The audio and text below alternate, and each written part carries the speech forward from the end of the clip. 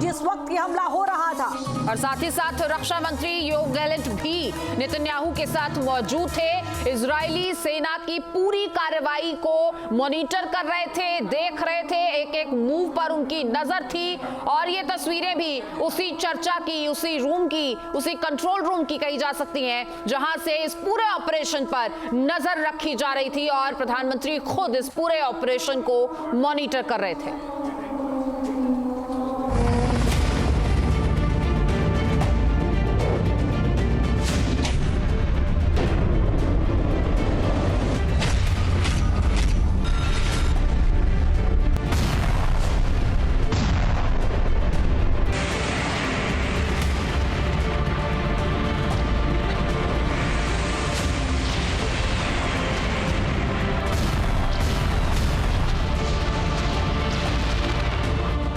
Iran पर Israel का counter attack.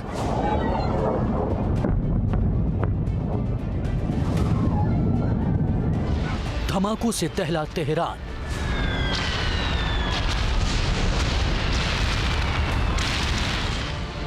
एक अक्टूबर के हमलों का लिया बदला।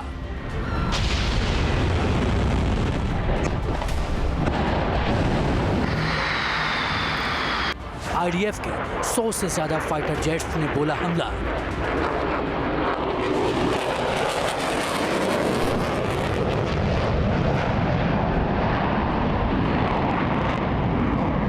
इजराइल के हमले से ईरान में कई जगह ऐसे ही धमाके हुए। आईडीएफ के फाइटर जेट्स ने ईरान के सैन्य ठिकानों को टारगेट कर हमला किया।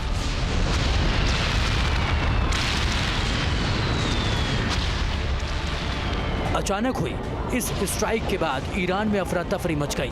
हर तरफ सायरन बजने लगे और दहशत फैल गई। इजराइल के हमले के बाद तेहरान के आसमान में कुछ इस तरह का मंजर देखने को मिला।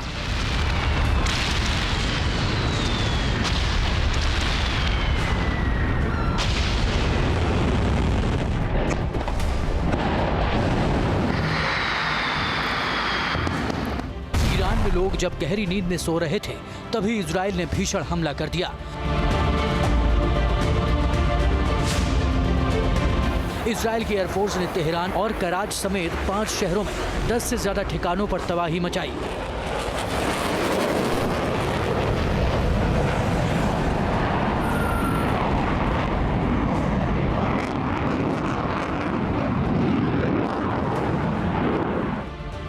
इजराइल के इस हमले में आईआरजीसी की राशिद स्ट्रीट बिल्डिंग में जबरदस्त आग लग गई। आईआरजीसी की जिस बिल्डिंग को निशाना बनाया गया वो राशिद स्ट्रीट 154 में मौजूद है।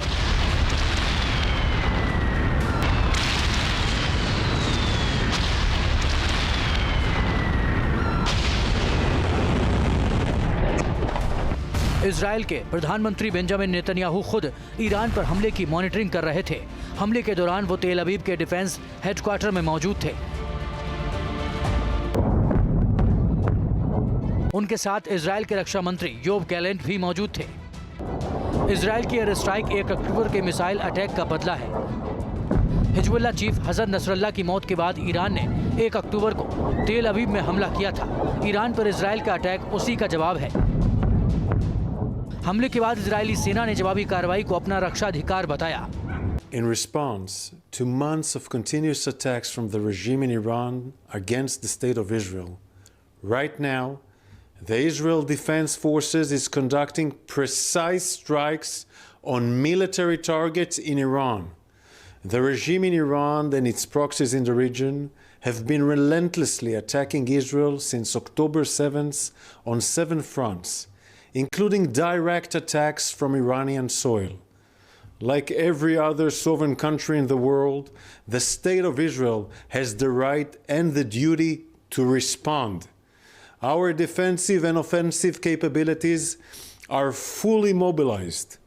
We will do whatever necessary to defend the state of Israel and the people of Israel. Tehran समेत अलग अलग शहरों पर इजराइल के हमले के बाद ईरान ने अपना एयर स्पेस एहतियात के तौर पर बंद कर दिया।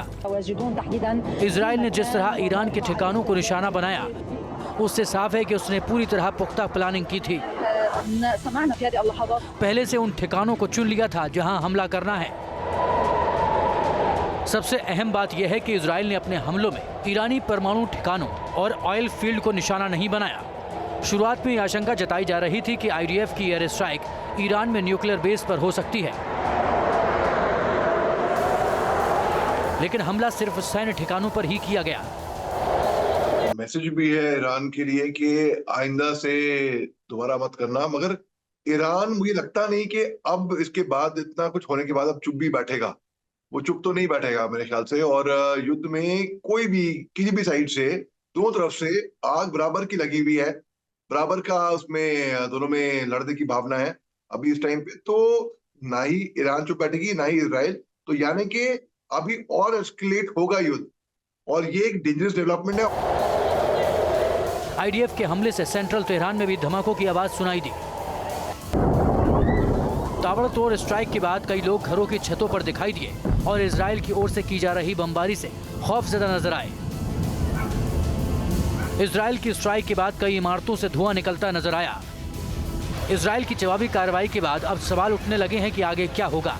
क्या मिडिल ईस्ट की यह जंग पूरी दुनिया को अपनी चपेट में ले लेगी?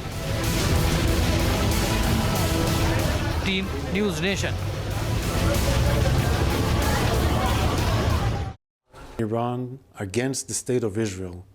Right now, the Israel Defense Forces is conducting precise strikes on military targets in Iran. The regime in Iran and its proxies in the region have been relentlessly attacking Israel since October 7th on 7 fronts, including direct attacks from Iranian soil. Like every other sovereign country in the world, the State of Israel has the right and the duty to respond. Our defensive and offensive capabilities are fully mobilized. We will do whatever necessary to defend the State of Israel and the people of Israel. Tehran समेत अलग अलग शहरों पर Israel के हमले के बाद Iran ने अपना एयर स्पेस एहतियात के तौर पर बंद कर दिया। इजराइल ने जिस तरह ईरान के ठिकानों को निशाना बनाया, उससे साफ है कि उसने पूरी तरह पुख्ता प्लानिंग की थी। पहले से उन ठिकानों को चुन लिया था जहां हमला करना है। सबसे अहम बात यह है कि इजराइल ने अपने हमलों में ईरानी परमाणु ठिकानों और ऑयल फील्ड को निशाना नहीं बनाया। शुरुआत में यह आशंका जताई जा रही थी कि आईडीएफ की एयर स्ट्राइक ईरान में न्यूक्लियर बेस पर हो सकती है, लेकिन हमला सिर्फ सैन्य ठिकानों पर ही किया गया। मैसेज भी है ईरान के लिए कि आइंदा से दोबारा मत करना, मगर ईरान मुझे लगता नहीं कि अब इसके बाद इतना कुछ होने के बाद अब चुप भी बैठेगा। वो चुप तो नहीं बैठेगा मेरे ख्याल से, और युद्ध में कोई भी किसी भी साइड से दोनों तरफ से आग बराबर की लगी हुई है, बराबर का उसमें दोनों में लड़ने की भावना है अभी इस टाइम पे। तो ना ही ईरान चुप बैठेगी ना ही इजराइल, तो यानी कि अभी और एस्केलेट होगा युद्ध, और ये एक डेंजरस डेवलपमेंट है। आईडीएफ के हमले से सेंट्रल तेहरान में भी धमाकों की आवाज सुनाई दी। ताबड़तोड़ स्ट्राइक के बाद कई लोग घरों की छतों पर दिखाई दिए और इजराइल की ओर से की जा रही बमबारी से खौफजदा नजर आए। इजराइल की स्ट्राइक के बाद कई इमारतों से धुआं निकलता नजर आया। इजराइल की जवाबी कार्रवाई के बाद अब सवाल उठने लगे हैं कि आगे क्या होगा। क्या मिडिल ईस्ट की यह जंग पूरी दुनिया को अपनी चपेट में ले लेगी? Team news nation. News nation अब व्हाट्सएप पर खबरों के ताजा अपडेट के लिए न्यूज नेशन के इस क्यूआर कोड को स्कैन करें। न्यूज नेशन अब व्हाट्सएप पर खबरों के ताजा अपडेट के लिए न्यूज नेशन के इस क्यूआर कोड को स्कैन करें।